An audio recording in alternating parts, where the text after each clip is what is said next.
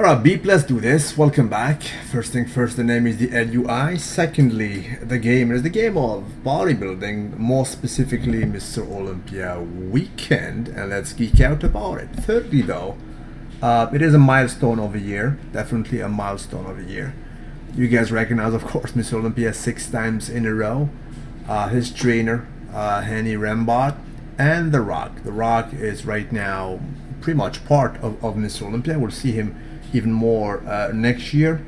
As far as I understand, next year Mr. Olympia will be on television, mainstream television, finally, hallelujah.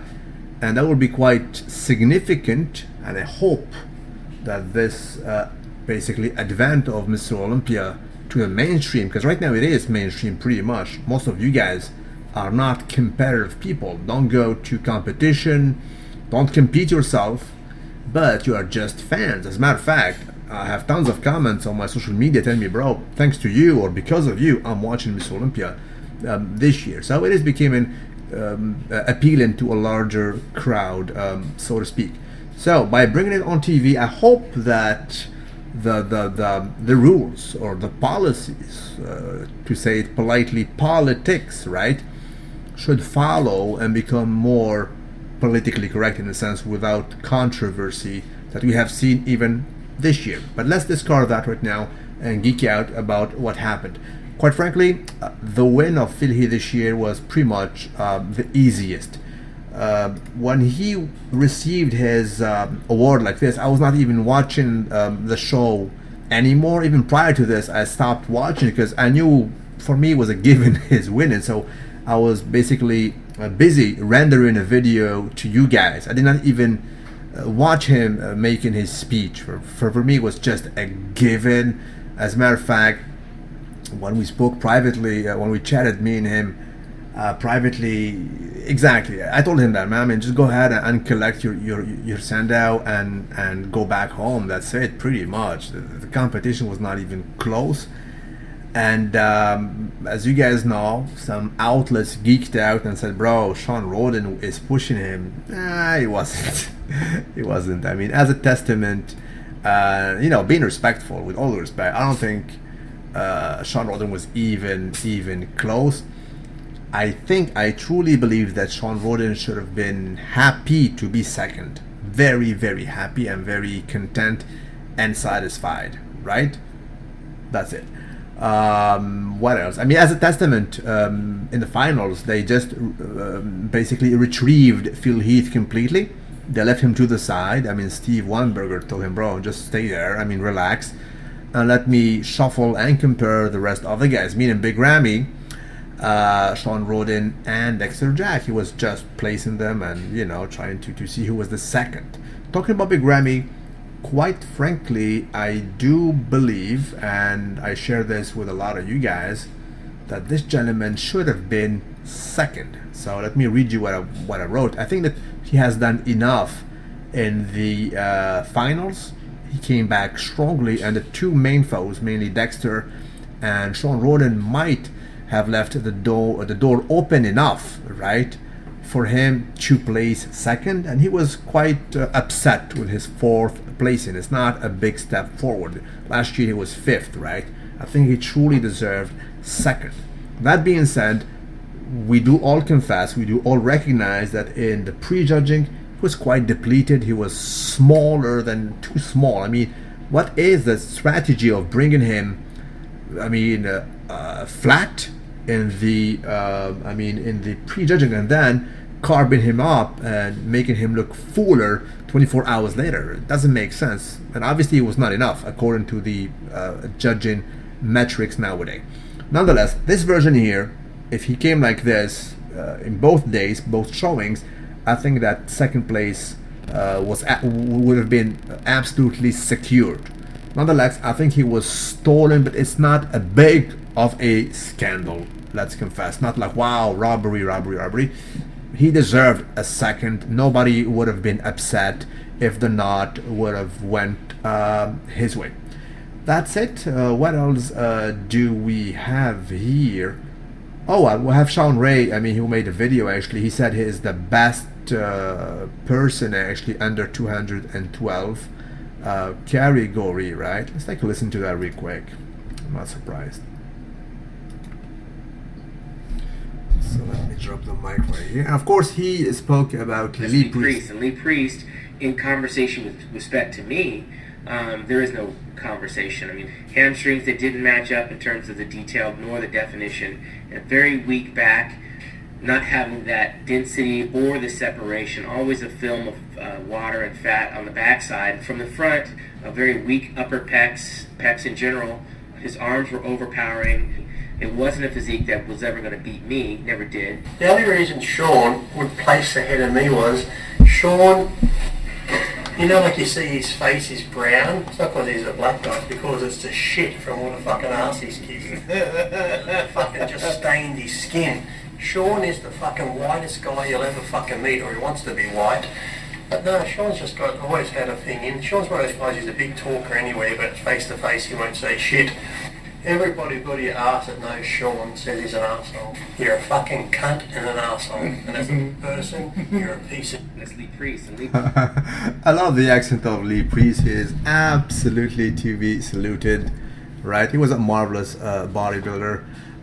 Yes, was he penalized by politics back then? Absolutely. There's no doubt about it. He was not loved by the IFBB. I think he is still not loved by the IFBB. Anyway, so Shawn Rhoden went through a slew of bodybuilders who were pretty much under 212 throughout the era. So he spoke about Samir Bannout. He said that he would beat Samir Bannout, Mr. Olympia 1983. Absolutely, I don't agree. He would beat Danny Padilla, Lil Brada. Who else he spoke about? Well, a slew of others. And he forgot some, actually. He forgot this guy. I mean, Momo Benaziza, in a fair fight. Now, granted, he placed 5th and he was beaten by Shawn Rhoden, I think in 1990, was it 92, I think? Yeah, 92. I think the year where he passed away. May he rest in peace. But it was, first of all, it wasn't a fair comparison in my opinion, because it was coming from France and he's Algerian, right? Nobody knew him. But in a fair comparison, he is the only guy who has beaten Dorian Yates from the back alongside Lee Haney. Talking about Lee Haney, he nicknamed him the Giant Killer. So in a fair, I mean here, I had him winning versus Shawn Rhoden, but as you guys know, politics did occur since always. And he also dismissed another French guy called Francis Benfato. Francis Benfato, I think when he went to Mr. Olympia, he was very small, like 170, 175.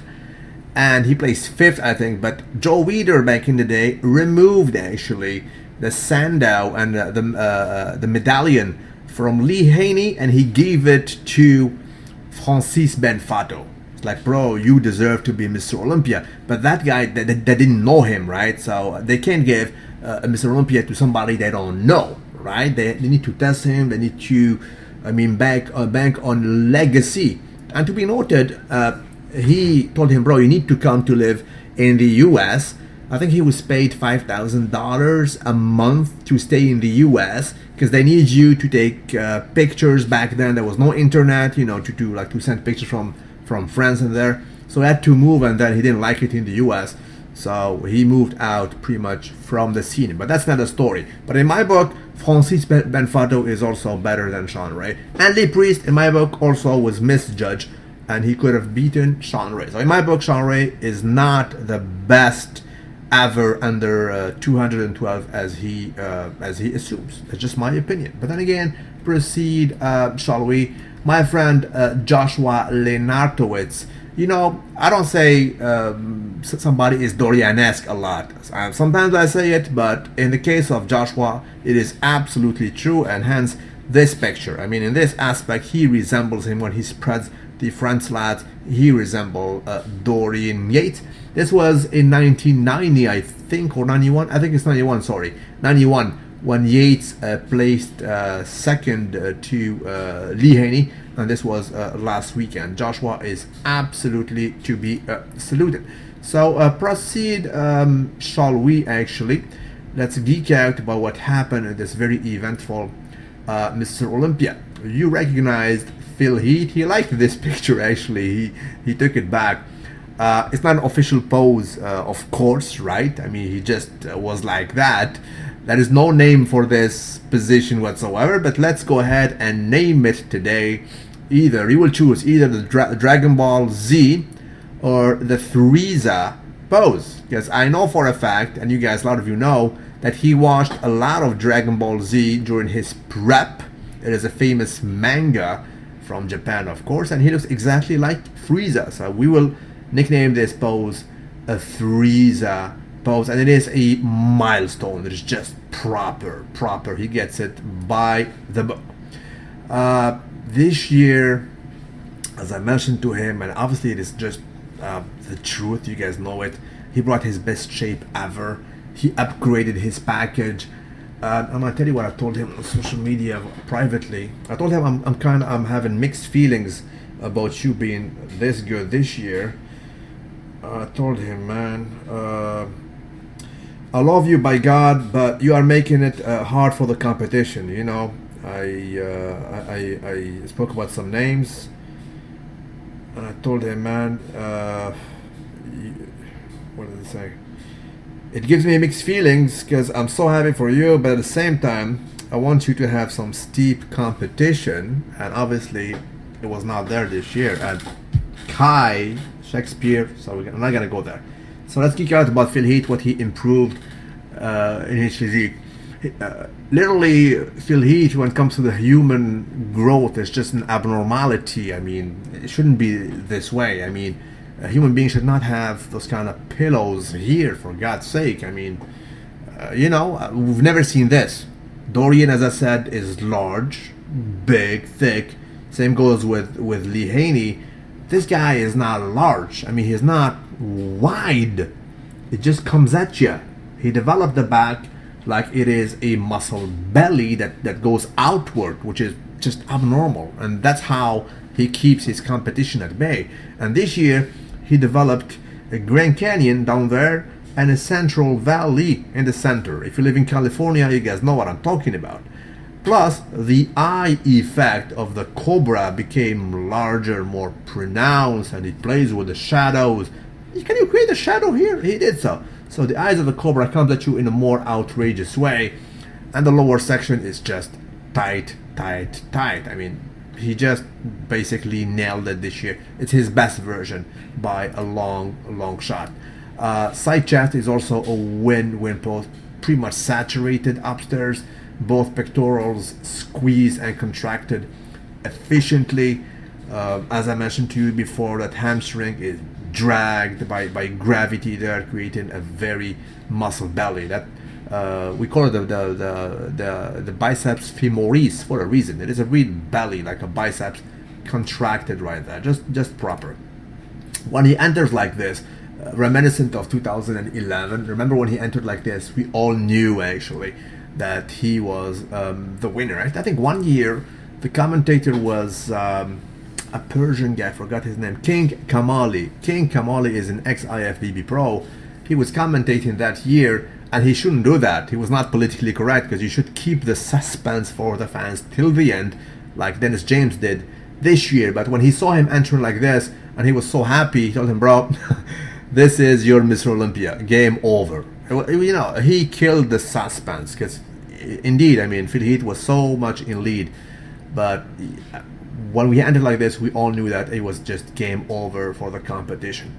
Another milestone pose that he just upgraded. Again, it is just abnormal. You know, for the longest time, bodybuilding aficionados, specialists, journalists, we all speak about muscle bellies, 3D development, of course, roundness, but these are just bubbles everywhere. I just created them. That commentator Perrine said, "Bro, I mean, his legs look better. Indeed, look at the sway he created there in that outer hair. Just outrageous. I mean, just roundness there, roundness here, roundness, bellies everywhere, chest. I mean, everything is just bubbles in a sense. He became a bubbly figure. That's funny because in Dragon Ball Z, I think there's a character called Bubbly or Bubble. You guys know better than me." Right, so these are money poses for him, and he kills the competition in a very significant way. They cannot catch up. They just cannot catch up because in a sense that is an abnormality. Human phenomenon should not grow like this. That's another pose that I liked. Again, it's not a mandatory pose, kind of a classical, just an in-your-face, outrageous muscular development. It is almost insulting because good luck for the competition to replicate this solid from head to toe, just granite everywhere, efficient muscular development. Now let's go to some things I don't like that much. As you guys are following me, this was never my favorite pose of him. I have no idea how the judges basically note him on this, but personally it's not the most appealing for me. I think it is not feasible for him to improve on this. As I mentioned before, it is structurally not feasible in my opinion. The arms are just over dominant, they come at you. You cannot basically refrain from looking at them and looking at the chest. The round is there, so the lats come in a second play, in a sense. Not my favorite. And I told him this actually, today actually. I told him, bro, I mean, I'm not in a position to give, advice to Mr. Olympia. I mean, but with all due respect, I think there's some tightness up there. I told me, bro, yes, I just saw my kiro, and we worked very hard. I mean, the shoulders on Wednesday. That's probably why, whatever. But he would absolutely address this, and he noticed that. So I was not wrong. So this year, his front double biceps was a bit like, we're talking like nitpicking here. Few percentages less good than that of last year. There we go. So let's see the dominance here, why the judges retrieved him completely, and why, again, with all due respect, as I said, for me, the second, well, indeed, I mean, because these are the finals. We're talking about the guys in the finals, when they have those brilliant trunks, usually it is the finals. So this is the finals. So I have Big Ramy in the second, right? But then again, put yourself in the seat here, like the audience, or you are a judge looking at this. What will attract you first? Even if he's not center stage, I mean, the eyes of the cobra will attract you. The definition of the lower section downstairs will attract you, right? Secondly, I'll be attracted to the width of Big Ramy, who was the widest guy in IFBB right now when it comes to that back lat spread, right? But I will not be drawn to Shawn Rhoden, with all due respect, right? That's it. When it comes to Bonac, unfortunately, Bonac, as I said, from the front, he's also bubbly. This guy is just balloons everywhere from the front. From the back, though, he did not succeed yet to be a small Phil Heath. We don't see quite the same development that Cobra effect. Aside from that, he was very, very good this year. Best shape ever. I mean, he was an accomplishment, right? And another money pose. Just a game of shadows when it comes to Phil Heath.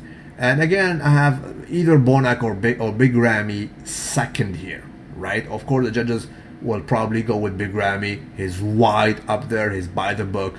Big Ramy, if Phil Heath did not exist, would be probably Mr. Olympia, right? And Dennis James, again, when sometimes you listen to somebody and you're so much in tune with him. I was so much in tune with Dennis James. I agreed with pretty much everything he was saying, to the contrary of his colleague. His name, I think, is Shawn Perrine. We spoke about him. That guy, I was absolutely detuned about it. And for the record, I know for a fact that commentator we were all mad about, Shawn Perrine, he went to Phil Heath and he apologized to him at the very end of it. Why? Because when we said, we all thought basically that it was all done, he won. He said, bro, Shawn Rhoden was close, very, very, very close this year, and he just need some details and he will catch him. And Dennis James told him something like, bro, no, just no, right? I mean, yeah, that's it. Or something along those lines. So he apologized, he's cool with him. And on the same lines, since we're talking about what happened, Phil Heath also have a very gentle, very respectful discussion with Kevin Levroni. they were very, very respectful towards each other, so they're very, very cool. Proceed, shall we? Big Ramy all day, right? Can we all agree? Big Ramy all day. This is a money pose for Big Ramy. When he is on, when he is, not depleted, when there is those roundness in the chest or whatever. I cannot even say he's Dorian-esque. I think he's more than Dorian-esque. He is larger, just larger. The wheels are there. The chest is just thicker than that of Dorian-esque. So I think the front lat spread of Big Ramy is masterful, is just dominating, is a T-Rex among human beings. I think he gets this pose properly. One other thing that Big Ramy will get, I mean, undeniably, it is not refutable. I mean, not refutable. Look at that. The abs and thighs. Thighs. When you say thighs, it's Big Ramy. When he is on the biggest in the business. I think it's the biggest in history when he is on, especially last year, right? And furthermore, this year he brought him definitely with more cuts, more details. So this is a money pose for him, undeniable. Plus, not my favorite one, admittedly, in Mr. Olympia, Phil Heath. Shawn Rhoden, roundness in the quads, definitely undeniable. I love that. However, as we've seen pictures, both him and Dexter decided to have some pregnancy issues in the finals. We've seen pictures, they're still available on Muscular Development.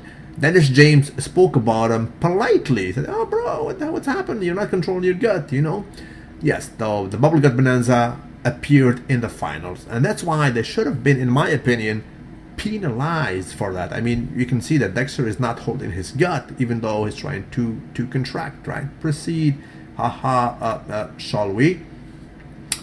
Again, that famous, 3D, 4K, you name it, bubbles everywhere of Phil Heath attracts actually the eye more than anybody else. Second here I have Bannout. Saturation all day and every day, no void space. I think I have him second in the most muscular pose. Big Ramy, usually it's also a money pose for him, but this year, admittedly, and obviously he's a little bit smaller, so the wow effect that we are used to have from him is diminished quite significantly. So I definitely have him third here. Second is absolutely Bannout. Mr. Olympia, though, another playing field, the game of shadows and those abnormalities of muscle growth bellies is just outworldly.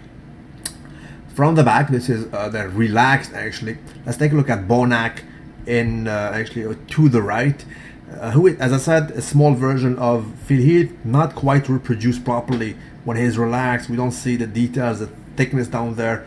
He has to create there that effect. Nonetheless, Phil Heath, by default, I mean, that abnormal growth down there is only matched by a guy who is not on stage, Mr. Kai Green, in our era. Quite a shame. Front double bicep, sorry about that. I have Big Ramy solid. Big Ramy, when he is on. He looks in his face, actually. He's happy. He has the dominance effect. This is my turf. It's a money pose. Always have been. His wide, complete, the waist is also tight, reminiscent of Momo Ben Aziza was contracting this way, but in a larger way, right? Bannout is good. Does he flow as good as Phil Heath? No, not quite. As a matter of fact, because it is a front double bicep, so usually you will not dismiss the lats as well, and they show a bit, ever so slightly, that they're not that efficiently stretched, if you see what I mean. So that's about it, guys. This was my geeking about this Miss Olympia. Next year, though, when I told this to Phil Heath, I mean, bro, how are we gonna hype 2017 Miss Olympia? He told me that this guy here, this Persian guy, who was born in Kuwait, interestingly. I mean, Henry Rambad was born in Kuwait, so I think he's Kuwaiti too. Maybe he was on anabolic chicken. He told him, what did he tell you, bro? Okay, Henny told me that he is ready to show me how to take things to the next, last and final stage. We're talking about legacy here. quite frankly and truthfully, if you guys are alive in our era, I think this guy is most likely the only one in our lifetime that he has a shot to go over the 8 Sandals limit safely. Of course, it was done by Lee Haney. Debatably, that's very, very debatable. Of course, it was done by Ronnie Coleman in a dramatic way. Ronnie Coleman, as you guys know, is surgery after surgery, quite taxing on his physique, to say it politely. Phil Heath, though, he reached his peak in his 6th Mr. Olympia. We never see him with this big bad muscle. And I think he did it in a secure way. No injuries, nothing went wrong. So it's just cruising for him. And it was just funny. It was just funny this year for him. Big Ramy is improving as we noticed. The back of Big Ramy is becoming solid here. Look, I mean, this back is seriously getting there. So he is acquiring that muscle maturity. I still need more actually glutes, definitely. I mean, but the details are there. So this is a better matrix of a future champion if he does it right. But is he close? Not close enough. He's not as close as Kai Green would have been. I'm sorry, but I have to say it again. I think that Kai Green is the only human being available on this planet at this moment who can basically achieve that. And since we're talking about Kai Green, let's go ahead and do a search for him here real quick to remind you what I'm talking about. Kai Green, there we go. He really is. Because he has some features here. So that's it. Not photoshopped, not doctored. This is the Shakespeare of our era in bodybuilding, Kai Green, right? So he has the goods down there from every aspect actually to do battle versus Phil Heath. And Phil Heath humbly actually said it to me, bro. I mean, yes. I mean, he is my competition right now if it happens, right? He acknowledged that. But in his absence, what can I tell you? Kai Green, by the way, Miss Olympia, he was in Jimmy Fallon, right? Doing some stuff with other guys in a closet right there. So that's what's up. So if all goes well, Phil Heath is poised to tackle the very frontier of 9 Sandals or even more. And for the record, he liked this photo collage, so he just republished it on his social media right here. Those pictures, in my opinion, are milestones, and they will stay for Google in ages. I hope I'll be alive to see a guy basically matching this. It would happen for sure, because as Dorian said, the level cannot stay still. I mean, Ronnie came and he took Dorian's level to a high level, and we have a guy now who's not even a freak. I mean, Phil Heath is about 245, and he does it in a different way. Human growth, muscle growth coming towards you in the 3D effect. He's like a caricature more than a bodybuilder. This is why I'm sorry, Dex and Shawn Rhoden. And let me say it now, since we're gonna close this video. I know that Shawn Rhoden was very, very mad. But Shawn, for God's sake, I salute you, bro. No hard feelings. Don't be mad. Second was very, very, very good, and Phil was just ahead.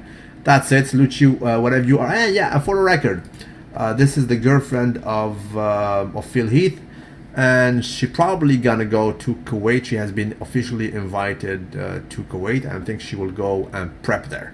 That's what's up. Salute you wherever you are. Don't forget to like the video, comment, and subscribe to the LUI